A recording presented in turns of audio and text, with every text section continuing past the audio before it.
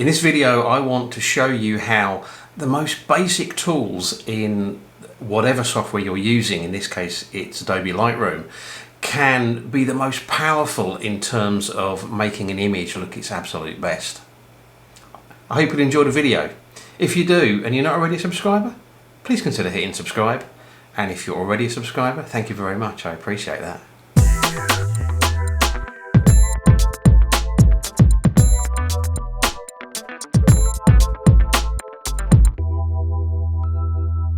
Hi everyone, thanks for joining me again.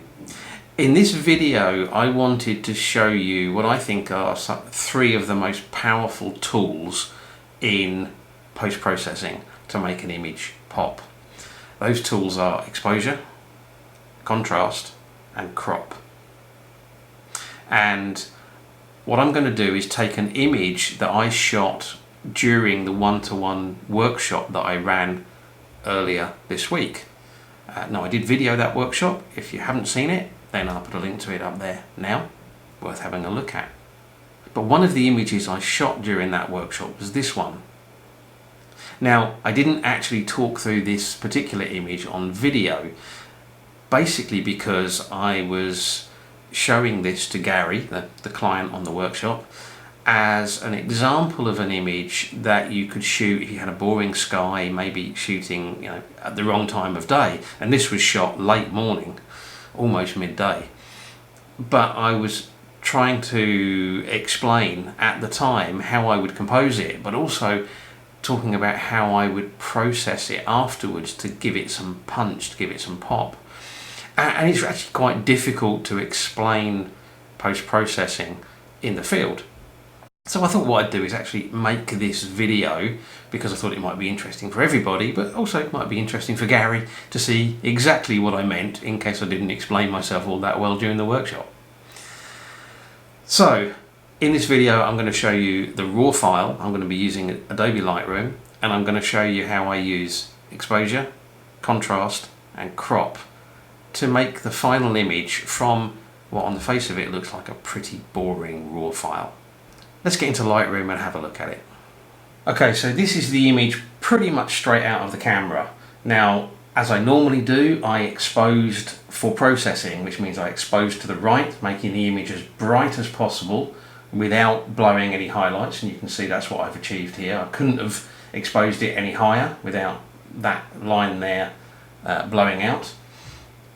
But it does mean I've got a very flat image. The only things I've done to this so far are remove chromatic aberration and enable profile correction. I did hit the auto upright, just because it kind of straightens up a little bit of the distortion caused by the fact that we were shooting down on the scene.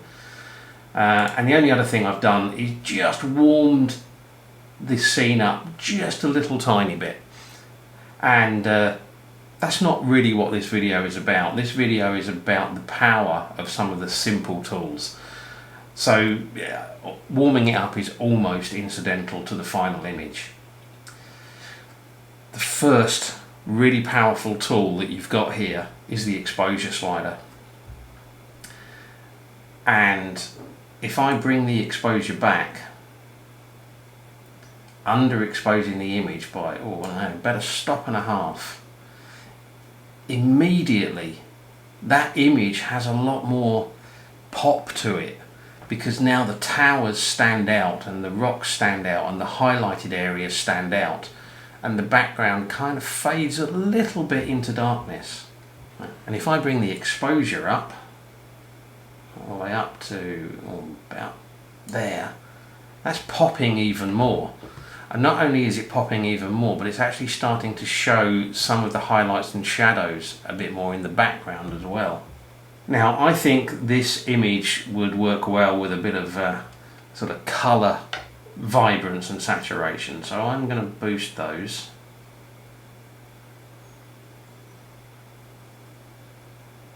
Yeah, about there. And I think this one can cope with a bit of saturation as well. I have to be careful with saturation. Some images it looks horrible, but I think this one can cope with it. About there. Just putting a nice extra sort of tonal glow in some of the areas. Now I think this tower could do with looking a bit brighter. So contrast is not something that you just have to do globally. You can adjust contrast with the local adjustment tools by either increasing or decreasing the light in a specific area. So I'm going to take the brush tool, zero the effect out, and I'm just going to stick in a little bit of extra exposure. I'm going to take the auto masking off, get a nice big brush, have my flow kind of 50 or just over, and just brush that area in. I don't need to be precise about it, just brushing that in, making that pop a little bit more. Probably a bit too much. Yeah, kind of about there. That looks quite nice. But the only thing is now this face here is just starting to look a little bit blown out. It's not, but it just looks a bit too bright. So I'm going to take another brush, and all I'm going to do is actually pull the highlights all the way down. This time I will put the auto mask on. Make the brush smaller. And the auto mask should help me to stay within the lines. And I'm just going to brush that in there, so it doesn't look too bright. Yeah, that's a lot better. And then what I'd like to do is be able to see the fact that this is a bell tower. I'd like to be able to see the bell in there. So I'm going to take another brush, I'm going to lift the exposure, I'm going to lift the shadows, and I'm going to lift the blacks a bit, I think. Again, auto mask can be turned on. I'm just going to brush in that window, like that. Probably a bit too much. Bring the blacks back a little bit.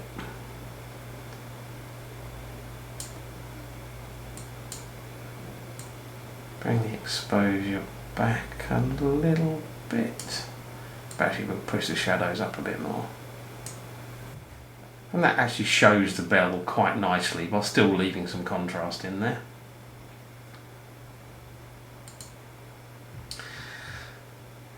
Another way to affect contrast is by using the tone curve. Now normally what you would do here is you'd put in kind of an S curve where you bring down the shadows and you boost the lighter areas. But I've already done a lot of that in other adjustments. So instead of doing that, what I actually think this needs, I think this actually needs the mid-tones now lifting a little bit. So if I just take the middle there and just drag it up just a little tiny bit, just puts a little bit of boost into the mid-tones. So I know that's kind of taking off some of the contrast, but not much. It's a tiny adjustment. So I've reduced the exposure and boosted the contrast, and that's given a lot more pop to the image. One of the other really powerful tools is the crop tool. Now sometimes the most powerful way to use the crop tool is to change the aspect ratio, but in this case I think I'm going to use it just to focus the eye in a little bit more on these buildings, because I probably could have shot this a little bit tighter.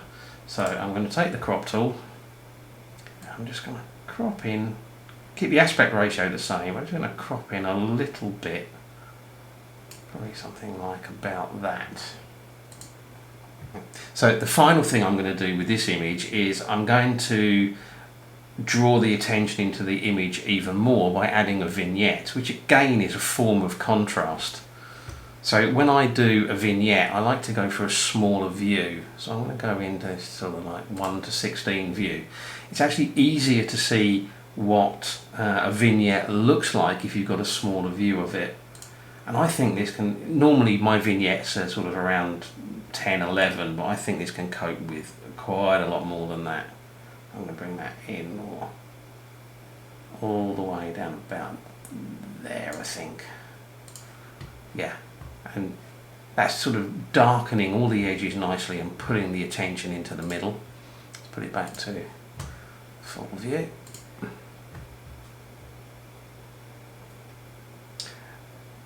And that certainly has a lot more punch to it than the raw image. And all I've done is reduce the exposure, globally and selectively boosted the contrast, and cropped it in a bit. So that's it. And once again, here's the final image.